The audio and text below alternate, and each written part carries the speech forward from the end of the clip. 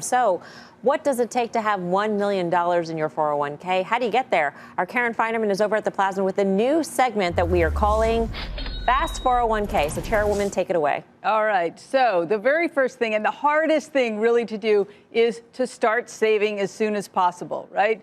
It doesn't matter whether or not you have saved up until this point. For the rest of your life, today is the very best day for you to start saving. So, don't let not having it done it keep you from making that same mistake again. So that's the really important thing. That's first. The second thing is, this is so important, use the company match. Companies are allowed to contribute to your 401k to up to 3% of your salary, right? So this is free money.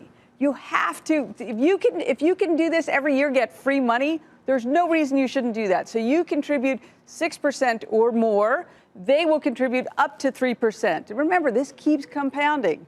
So if you're really young, if you're a millennial here, let's see what you have to decide when are you going to need the money out for retirement. So let's say 60. So as Dom said, when you're young, you want to have a much more aggressive composition of your portfolio.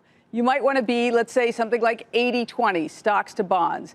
80 stocks, you consider that riskier, but also likely to have higher returns, and you have a longer time for that to compound. And if it ends up having a drawdown, meaning you lose money, you have a lot of time to make that back. This is just sort of a proxy for what one might do. You have to weigh your own situation and how aggressive you want to be. For me, I always like to be more aggressive, not in the stocks that I pick, but in the composition of the portfolio.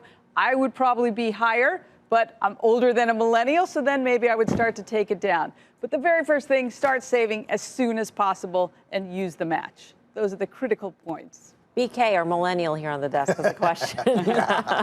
Give me some avocado toast. I have a question actually about the particular type. So what exactly is a Roth IRA?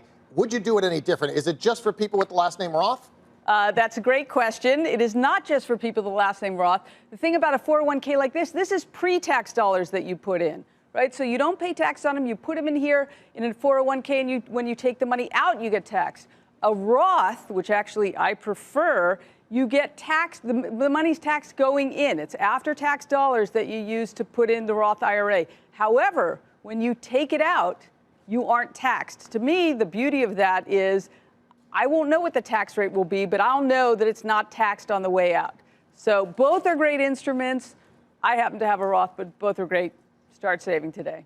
So within that stock bucket, Karen, and I understand that that stock bucket adjusts according to your age, but within that bucket, does your allocation to riskier stocks also slide as you get older? For instance, I mean, if you're a millennial and you got 80%, is most of that 80% going to be FANG stocks, for instance? You can choose. Most places will let you choose. You can choose as aggressive as you want. You could even choose your own company stock. Other places you can just say, you know what, do it for me. I'm sort of not so pro-risk, and they'll do it for you. They'll rebalance.